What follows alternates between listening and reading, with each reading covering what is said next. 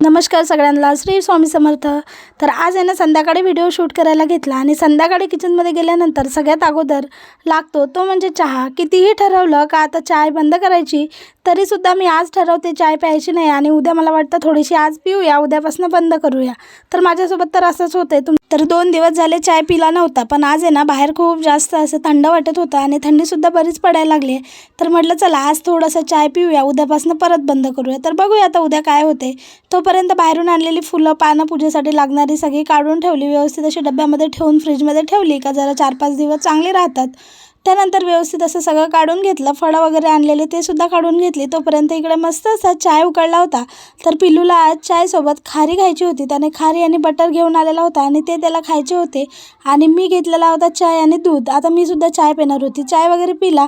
त्यानंतर आज आमची फरमाईश होती संध्याकाळी आहे ना तुरीचे दाणे आणलेले म्हणजे शेंगा आणलेले, तर त्याच्या आम्हाला कचोऱ्या बनवायच्या होत्या, तर त्याच मी इकडे बनवायला घेतल्या। तर आता 1 मिनिटाच्या व्हिडिओमध्ये सगळं तर तुम्हाला रेसिपी मी नाही दाखवू शकत, पण थोडासा असा व्हिडिओ तुमच्यासोबत शेअर केला। तर मस्त गरमागरम कचोरी, तर या मग तुम्ही सुद्धा कचोरी खायला। चला भेटू द्या।